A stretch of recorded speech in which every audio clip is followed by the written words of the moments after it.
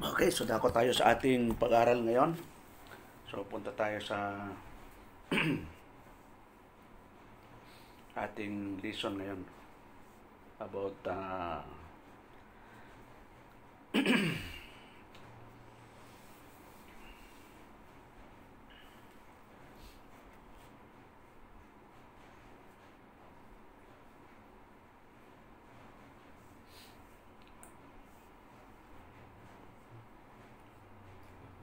dito sa John chapter 3. So natin sa verse 1, no? John chapter 3, simulan natin sa verse 1. John chapter 3 verse 1. Oh, There was a man of the Pharisees named Nicodemus, a ruler of Jews. Ayun, so itong pag-usapan natin ito ay patungkol sa salitang born again, no? At ito ay controversial issue. Pero dito may makita natin na mismo ang verse na ito nagpapakita na kahit napakarunong na tao. Aral ito si Nicodemo, isang tinatawag itong ruler of the Jew. Pero makita natin na hindi siya aware sa salitang born again. Kaya kung itutuloy-tuloy natin, verse 2, Brad, pakibasa. Verse 2. The same came to Jesus by night, and said unto him, Rabbi, we know that thou art a teacher come from God, for no man can do these miracles that thou doesn't, except God be with him. Ayun, so mapansin natin na bilang isang ruler of the Jew, gabi siya pumunta sa Panginoon para magtanong. Yun, bakit kaya gabi? Siyempre, yung tatanungan mo, walang pinag-aralan eh. Tapos ikaw, aral. Medyo pag parang nakakahiya na magtanong ka sa walang pinag-aralan eh. Pero, siyempre, yung pangyayari yon nakalagay doon na naparoon sa kanya ng gabi. So, gabi siya pumunta at nagsabi, rabay. Pag sinabing rabay sa Biblia, guro sa Tagalog. O yung pag sinabing guro, tagapagturo. Alam din ni Nicodemo na kahit tong si Kristo, tagapagturo. At alam naman natin si Kristo, di naman nag-aral yan kahit kinder. Hanggang lumaki siya, hanggang nangaral. Wala siyang pinag-aralan na anumang akademya. Sa kanya talaga gabay ng Banal Espiritu. Ang sabi niya, nalalaman namin ikaw ay isang guro na nagbuhat sa Diyos. So yun ang pagkaalam ni Nicodemo na itong ating Panginoon ay guro na nagbuhat sa Diyos. Kasi mahirap yung guro na hindi nagbuhat sa Diyos eh. Yung mga galing sa mga guguro-guruan. Ayun tawag doon, false prophet, false apostle. Kaya yung mga sinasabi nun, kontra na sa Diyos eh. Sapagkat walang makagagawa ng mga tanda na yung ginagawa, maliban na kung sumasa kanya ang Diyos. Yun sabi ng ni Nicodemo sa ating Panginoon. Pero verse 3, Brad, anong sagot ng ating Panginoon? Jesus answered and said unto him, Verily, verily, I say unto thee, except a man be born again, he cannot see the kingdom of God. Ayun, so ito yung sagot ng ating Panginoon na yung pananalita ng ating ng Nicodemo ay yung unreply ng ating Panginoon. Nasabi ng Panginoon sa Tagalog na Sister Aisel. Sumagot si Jesus, pakatandaan mo, malibang ipinanganak na muli ang isang tao, hindi niya makikita ang paghahari ng Diyos. Ayun, so ito yung sinabi ng ating Panginoon kay Nicodemo, na maliban na ang tao daw ay ipanganak o maborn again, hindi niya makakakita ng kaharian ng Diyos. So ito ngayon yung mga question na pwede nating matanong dito. Ano ba yung word na born again? Yun. So ito ba ang pagiging born again ba ay dahil nakinig ka ng salita ng Diyos o nangaral si pastor? So yan ang liliwanagin natin ngayon. Yung salitang born again sa Tagalog ay kapanganakang muli. Ito ay gawa lang talaga ng Diyos. Hindi gawa ng pastor, hindi gawa mo. Walang pwedeng mag-born again sa atin dahil tayo spiritually dead. Pag sinabi spiritually dead, walang function talaga yung ating spiritual. hindi ho talaga maaari. Kaya ang sabi doon ng Panginoon, dapat talagang ipanganak na muli. Yon, talagang kailangan ipanganak na muli. Sino ngayon ipapanganak na muli? Yung mga patay spiritually. Kasi nga, ang tao, nung nagkasala, balikan lang po natin yung Romans 5:12. Dahil sa isang tao, yung pakibasa nga Brad sa Romans 5:12. Romans 5:12. Oo. Wherefore, as by one man sin entered into the world, the death by sin, and so death passed upon all men, for that all have sinned. Ayun, so lahat tayo ay nagkasala. So ang kalagayan ng lahat ng tao ay spiritually dead. Kung titingnan natin ang Ephesians 2:1, ito yung sitwasyon natin. Kaya tayo, nung hindi pa tayo born again, spiritually dead tayo. Yan, pakibasa ka sa chapter 2, verse 1 hanggang 5, Brad. Ephesians 2:1. And you hatch, he quickened who were dead in trespasses and sin. 2. Wherein in time past ye walked according to the course of his world, according to the prince of the power of the air, the spirit that now worketh in children of disobedience. 3. Among whom we all had our conversation in times past, in the last of our flesh, fulfilling the desires of the flesh and of the mind, and were by nature the children of wrath, even as another. 4. But God, who is rich in mercy, for his great love wherewith he loved us. 5. Even when we were dead in sins, hath quickened us together with Christ. By grace ye are saved. Ayun, so mabasa natin doon sa verse 5, no? Doon sa chapter 2, verse 1 hanggang 5, pinapakita doon na spiritually dead tayo. Kaya sa verse 5, sabi doon, even when we are dead in sin, had quickened us. Yung quicken na yon, another word ng born again. Ayan, regeneration o kapanganakan. Sabi doon, had quickened us together with Christ, by grace you are saved. So makita natin na sa pamamagitan ng biyaya kayo'y nangaligtas. So hindi sa mga gawa, kundi talagang biyaya lang ng Panginoon. Kaya kung babalik tayo sa John chapter 3, verse 4 na, no? Verse 3 muna. Sabi doon, sumagot si Jesus sa kanyang sinabi, katotohanan sinasabi ko sa iyo, maliban na ang tao ipanganak na muli, hindi siya makakita ng kaharian ng Diyos. So yung kapanganakan, gawa ng Diyos, at walang participation ang tao. Walang sinabi, alam mo na, gusto ko nang mag-born again, kaya tatanggapin ko si Kristo. So wala ho yan. John 1:12 hanggang 13, ito yung pinakamatibay na ebidensya na wala tayong participation pagdating sa born again o tinatawag na regeneration o kapanganakang spiritual. Yan, pakibasa Brad sa verse 12 hanggang 13. John 1:12. But as many as received him, to them gave he power to become the sons of God, even to them that believe on his name. 13. Which were born not of blood, nor of the will of the flesh, nor of the will of man, but of God. Ayun, so mapansin natin doon sa verse 13, no? Sa pagkatagalog na mga ipinanganak na hindi sa dugo, ni sa kalooban ng laman, ni sa kalooban ng tao, kundi ng Diyos. So ang nag-born again para sa atin ay ang Diyos, hindi tao.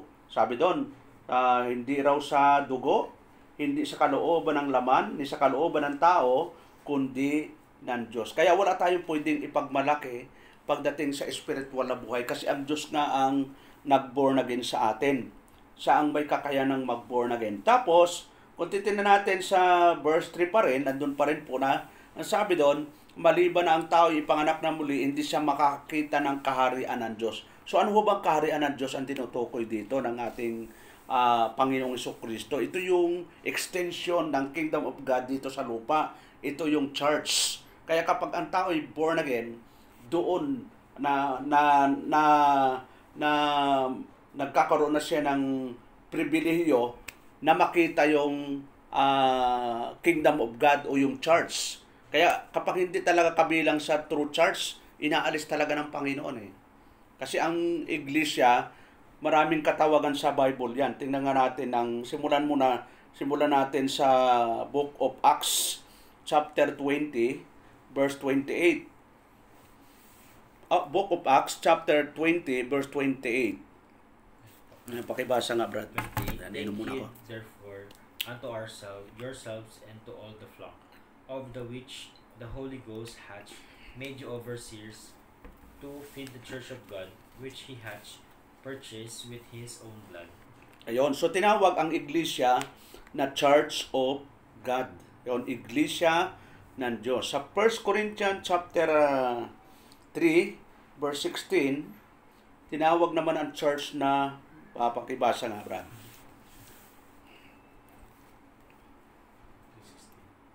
1 Corinthians 3:16.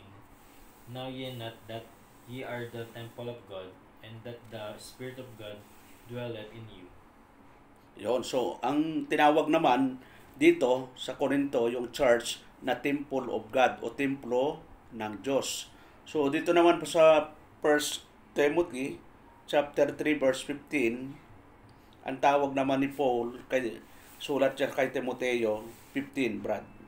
1 Timothy 3:15. But if I tarry long, that thou mayest now know how thou oughtest to behave thyself in the house of God, which is the church of the living God, the pillar and ground of the truth. O mapansin natin doon, no? Binanggit ni Paul, house of God. So yung iglesia, tinawag na house of God. Tapos pangalawa, tinawag na church of the living God. Tapos pangatlo, tinawag niya pillar and ground of the truth. Yung sa Tagalog ay, ang pagkatagalog nito ay bahay ng Diyos. Yon. Siyang iglesia ng Diyos na buhay, tapos haligi at suhay ng katotohanan. So maraming katawagan sa church. Pero ang tinutukoy na church, hindi building. Yan, tulad ng iglesia ni Cristo. Pag sabi iglesia, yung kanilang tulisan, yung mismong building. Ang iglesia, ang tinutukoy, tao yon. Kaya kung mapansin natin, nung itinatag ng Panginoon sa Kristo, yung iglesia sa Matthew 16:18, ang sabi ng Panginoon kay Pedro, sabi niya, pakibasa, Brad.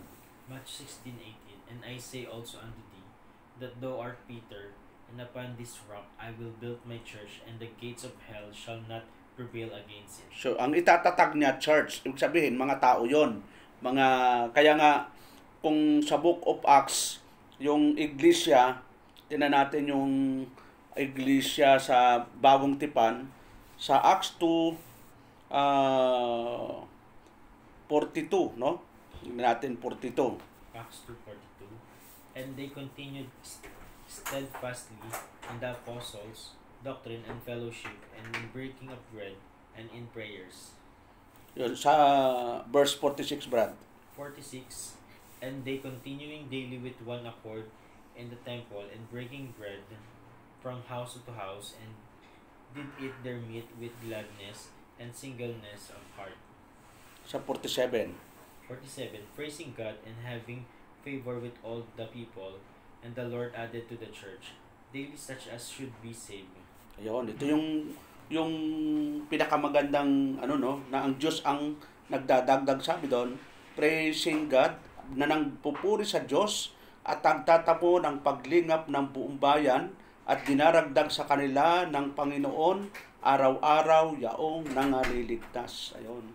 Puntitin natin sa dito sa 30 sa 40, no? Pakibasa nga sa 41 ng Acts 2:41, Brad. Acts 2:41. Acts 2:41. To 41. 2:41. Then they that gladly received his word were baptized, and that same day there were added unto them about 3,000 souls. So yung church, mga tao yon. Kaya kapag nabautismuhan, dinadagdag sa talaan ng church. Yon. Kita mo dito, isang araw lang, Brad, 3,000 Sa atin, ilang kaya ang mabautismuhan sa sunod? 3,000 kaya, Brad? Ito, isang pangangaral lang ni Peter, 3,000 eh. So, ibig sabihin, kung mapapansin natin yung 47, sabi doon, nangagpupuri sa Diyos at nagtatamo ng paglingap ng bumbayan at idinaragdag sa kanila ng Panginoon araw-araw yaong nangaliligtas. So ang Diyos ang nagdaragdag. Kaya makita natin na talagang ang Diyos ay makapangyarihan sa lahat. So balik tayo doon sa John, no? John chapter 3, yun ating pinakateksto ngayon. John chapter 3, verse 5 na tayo, no? Pakibasa, Lord Brad. 4 pa lang po. Verse 5, John 3, 5. 4 pa lang po tayo. Ha? 4 pa lang. 4 pa lang. Well pa lang. Sige, Brad. For Nicodemus said unto him, How can a man be born when he is old? Can he enter the second time into his mother's womb and be born? Ayun, so medyo hindi naintindihan ni Nicodemo yung salita ng Panginoon. Yung salitang born again, akala niya ipapanganak na muli siya, papasok ba siya sa nanay niya muli para ipanganak na muli. Yon. So inulit ng Panginoon ulit sa verse 5. Verse 5.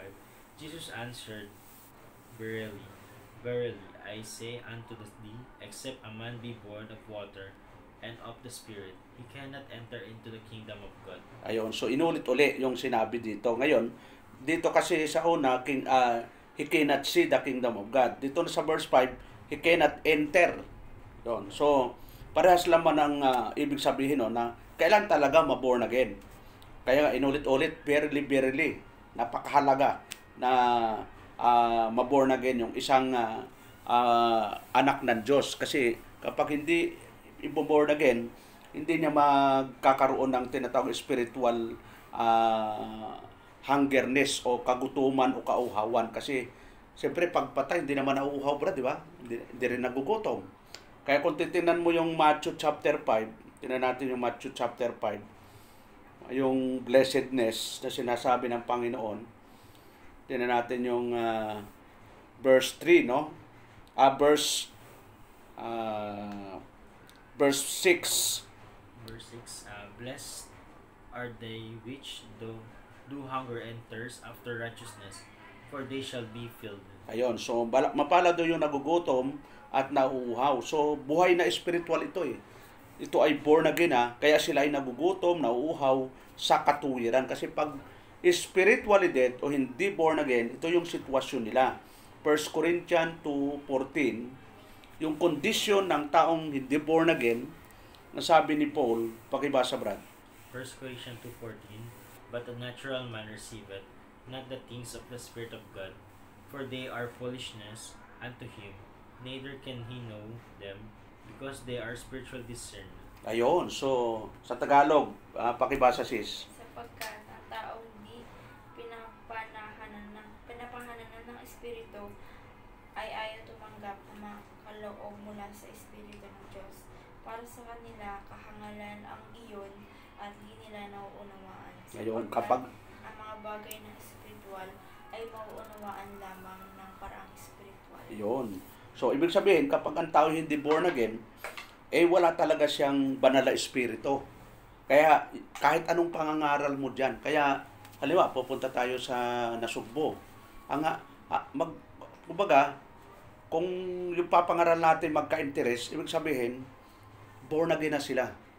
Yun. Pero pag hindi sila magka-interest at sabihin, sa sunod, huwag na kayong babalik ha. Yun ay katibayan na hindi pa sila born again. At hindi natin problema yon. Problema ng Diyos ang pagiging born again. Malay mo, pagbalik natin, sa ka na born again, hindi, sayang, dapat pala noon pa tayo nagsimula. Hindi pag malalaman mo kasi yon, yung taong born again, nagkaka-interest ng makinig sa salita ng Diyos. Pag hindi, pag ayaw talaga, hindi natin pwedeng i-judge kasi nga ang Diyos nga ang nagbo-born again. May tamang panahon. Kaya may sagot yan ng ating Panginoon pagdating dyan sa bagay na yan. John chapter 3, simulan natin sa verse 6. Yan, verse 6 na tayo, no? Napakibasa, Brad. John chapter 3, verse 6. That which is born of the flesh is flesh, and that which is born of the Spirit is spirit. Ayun, so dinistinguish niya yung parehong tinatawag na born o kapanganakan. Ang ipinanganak sa laman ay laman, ang ipinanganak sa espiritu ay espiritu. So, kailangan lahat talaga ay maborn again. Sino yung maboborn again? Ito yung maboborn again, yung mga ibinigay ng Ama kay Kristo. John chapter 6, verse 37. Tingnan ang pakibasa, Brad.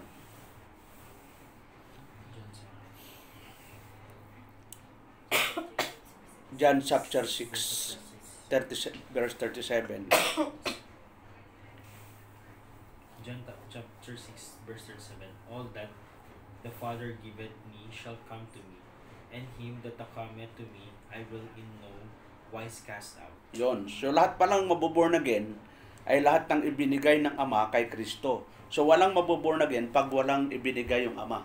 So kaya nga importante na makita muna natin na yung palang mga maboborn again, yung magiging anak ng Diyos, yun yung mga ibinigay ng Ama kay Kristo lahat yon. At kung babasahin mo sa 39, Brad. 39. And this is the Father's will which has sent me, that of all which that which He hath given me, I should lose nothing, but should raise it up against the last day. Ayun, so mapansin natin, no? At ito ang kalooban ng nagsugo sa akin, na sa lahat ng ibinigay sa akin. So may ibinigay yung Ama kay Kristo, huwag kong iwala. So hindi mawawala kay Kristo lahat ng ibinigay. Ang anumang kundi ibangon sa huling araw. Yon, 40, Brad. 40.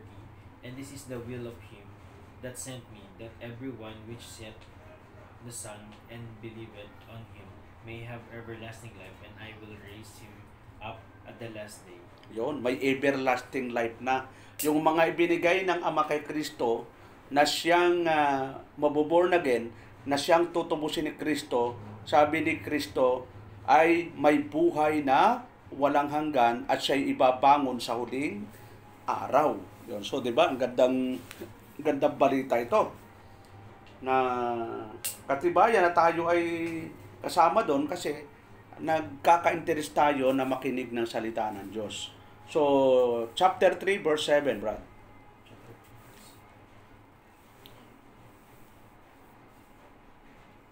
Marvel not that I said unto thee, ye must be born again. Ayun, so talagang talagang matindi yung pananalita ng Panginoon. Huwag kang magtaka sa aking sinabi sa iyo, kay nakailangan ng kayo'y ipanganak na muli. So kailangan talaga na ipanganak na muli. Sino ipapanganak? Yung pinili ng Ama, tinubos ni Kristo, at dapat talagang ipanganak na muli. Verse 8. Verse 8. Yan, dito tayo magtatapos. The wind bloweth where it listeth, and thou hearest the sound thereof, but canst not tell whence it cometh, and whither it goeth. So it is very one that is born of the Spirit. Ayun, ito yung video talagang controversial, yung verse 8, no? Ang pagiging born again pala ay parang hangin. Hindi natin alam kung kailan darating. So, ganun din ang pagiging born again. Kasi nga, di ba, yung mga tinalakay natin, yung mga unang verses, at yung mga verses na ating tinalakay, ang nagbo-born again ay ang Diyos. So, hindi natin alam kung saktiyan pa lang ng nanay, born again na yan, o kapag kapanganak, o 1 year old, 2 years old, 3 years old. So, kung kailan gustuhin ng Diyos na i-born again, siya ang may kakayanan nun. Hindi tayo. Malalaman mo lang na born again yan pag nagkaka-interest na makinig na salita ng Diyos, yung mga maka-Diyos na bagay, iniibig niya, gusto na niya. Ano yung mga maka-Diyos na bagay? Pananalangin, pagbabasa ng Bible, pag-aaral ng Biblia, fellowship, pag-aawitan, yan na yung napaprioridad. Yun. Kasi yun yung nagmamanifest na. Kasi ang isang born again, kapag ang tao ay born again, mayroon na siyang fruit of the Holy Spirit. Tingnan natin yung Book of Galatians, chapter 5, verse 22 hanggang 23. Ito yung, kapag ang tao ay born again, ito yung tagline niya. Ito yung nasa kanya na i-exercise niya sa araw-araw. Pakibasa nga, Brad. Galatians 5:22. But the fruit of the Spirit is love, joy, peace, long-suffering, gentleness, goodness, faith. 23. Meekness, temperance, against such there is no law. Ayun. So, kung titignan natin, itong siyam na fruit of the Holy Spirit, pag ikaw ay born again, nasa atin na ito. Yun. Kita, may ang sabi doon, but the fruit of the Spirit is love, Anong love, klaseng love to? Unconditional, agape. Ibig sabihin, minsan talagang kaya natin namamahal yung isang tao kahit medyo hindi ka mahal-mahal. Dahil mayroon tayong love, unconditional yung tagline natin. Joy, peace, long-suffering, gentleness, goodness, faith. Pakibasa nga sa Tagalog sa 22 hanggang 23. Maganda yan eh. Subalit ang bunga ng Espiritu ay pag-ibig, kagalakan, kapayapaan, katyagaan, kabaitan, kabutihan, katapatan. 23. Kahinahunan at pagpigil sa sarili, walang batas laban sa mga ito. So walang batas. Wala kang mababasa sa lumang tipan, sa bagong tipan ng ganito. Kasi ito, kusang nagmamanifest kapag ang isang anak ng Diyos ay born again na. Kapag ang isang pinili ng Ama, tinubos ni Kristo born again, talagang kusa na lang itong lumalabas sa isang anak ng Diyos. Kaya kapag ito ay in-exercise natin ito, magiging marapat tayo sa Diyos. Kasi nasa atin yan eh. Parang muscle, Brad, nasa atin na yan eh. Lahat ng tao may muscle, babae at lalaki. Pero para lumabas yan, anong gagawin natin? Yun. Kahit dito ka, magbuhat ka ng araw-araw, Brad, dalawa. Kahit di ka na pumunta sa gym, ganun mo lang. Baka sa buwan pa lang, Pastor, laki na ng muscle. So lalabas yan kasi nga, kailangan lang talagang i-exercise yan. Nandiyan na kayo siyan eh. Ganon din tong fruit of the Holy Spirit. Pag na-born again tayo, nasa atin na yan, i-exercise na natin sa araw-araw na buhay. Alam mo, yung love, joy. Pag sinabing joy, na-exercise natin yan kahit maraming problema, kahit maraming struggle. Dahil ang joy naman natin, hindi naman dito sa lupa eh. Kaya tayo nagkakaroon ng joy. Dahil nga, yung mga promises ng Panginoon, sa muli niyang pagbabalik, makakasama tayo. Sabi nga, hindi ko kayo iwanan, hindi ko kayo pabayaan.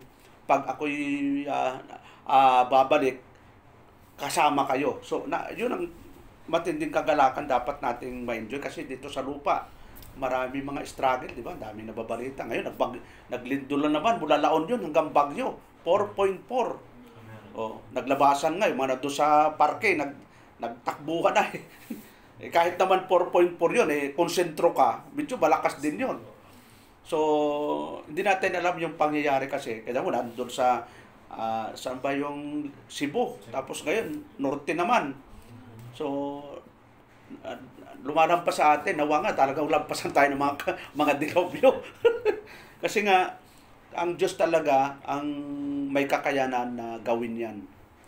Pag nakita ng Diyos na yung isang lugar ay medyo talamak na talaga sa kasamaan, kamunduhan, talagang pinaparamdam na niya talaga yung galit niya, di ba? Yung napag-aralan natin nung last Sunday, review lang tayo ng kaunti, doon sa Book of Romans, chapter 1 verse 18, no? Kaya nangyayari yung mga bagay na yan dahil na rin sa mga sitwasyon ng mga tao na parang wala nang kinikilalang Diyos. Yung pakibasa nga, Brad. Romans 1:18. For the wrath of God is revealed from heaven against all ungodliness and unrighteousness of men who holds the truth in righteousness. Yeah, sa Tagalog, sis. Nakahayag mula sa langit ang puot ng Diyos laban sa lahat ng kalapastanganan at kasamaan ng mga tao dahil mismo sa kanilang kasamaan ay hinahadlangan ang katotohanan. Ayun, so kalabong hinahadlangan ang katotohanan dahil sa kanilang mga kasamaan at kalikuan. So ibig sabihin, kaya katulad ng unang daigdig, Genesis, tapos sa Sodoma at Gomora, dahil na rin sa kasama ng tao, kaya mayroong dumarating na mga kalamidad. Kasi nung panahon ni na Abraham, nung masunurin sila, walang kalamidad eh. Pero nung si Lot pumasok sa Sodoma at Gomora, nakipag-compromise, wala na. Sabi ng Panginoon, umalis kayo dyan. Ang nangyari nga, biyaya lang talaga kay Lot at saka pamilya niya. Sabi ng Panginoon doon sa pamilya, alis kayo dyan, pag naglakad kayo, tuloy-tuloy lang. Huwag kayong lilingon. Pero lumingon yung asawa ni Lot eh, kaya naging haliging asin. So, anong lesson doon? Na talagang pag yung lugar ay medyo matindi ang kasamaan, umalis ka na doon, talagang mahahawa ka doon.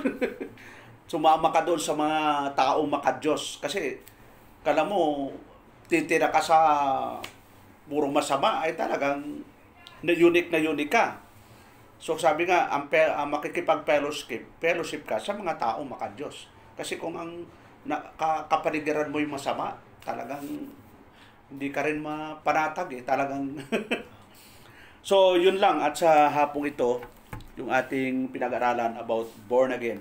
So, malawak yan na mga talata. Pero yun ang basic na kahulugan ng born again na ito ay kapanganakang espiritual. At ang kapanganakang espiritual, ito ay gawa ng Diyos. Okay, so tayo po yung mag-pray. Salamat o Lord sa hapong ito, sa iyong kabutihan, sa iyong biyaya.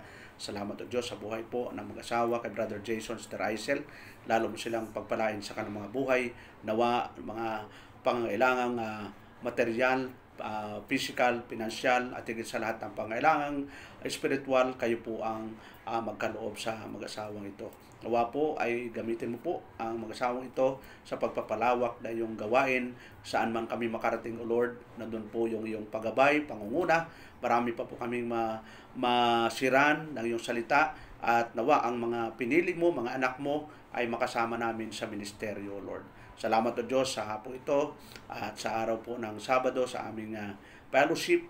Kayo po ang magdala sa bawat isa po sa amin upang kami magpalakasan sa isa't isa. Lahat po na ito, Diyos, dinadalangin namin sa pangalan ni Jesus. Amen and amen. Parang lamig, ano? Masarap matulog. Pero ang sarap patulog. Nagtanong kami dyan sa, sa SM nung, caller. Yung parang, kasi baka dyan matulog yung mga pastor galing Ilocos. Sa, bago mag-Thanksgiving doon sa yung kwarto ni Amil, baka lagyan namin ng cooler lang. Magkano yun? 5,000, isang cooler. Yung nilalagyan ng yelo, sis? Nilalagyan ng yelo? Oo. Yung nilalagyan ng yelo. Yung portable na aircon, magkano yun? 19, no? Ano yun? Mga 13 yata. Magkano bilhin nyo dito, sis? 30. Magkano bilhin mo? 45 po. 45, oh. 40. 40. Heavy duty po kasi, kaya po kahit 24 hours, may 3,000 lang. 3,000 lang pong bill namin. Ay, mura. Kasi nga, heavy duty. ano kasi yan yung ang tawag doon? Triple inverter po. Oo. Triple. Umaabot lang na magkano din yan. Minsan 3,000. 2,800, 3,000. Ano ba? Tapos walang patayan yan. Minsan, Ang liit minsan nga ng wala. Minsan ang liit nga ng bill nila eh. Ay, meron pa po kami TV. Oo. Induction cooker pa po kami.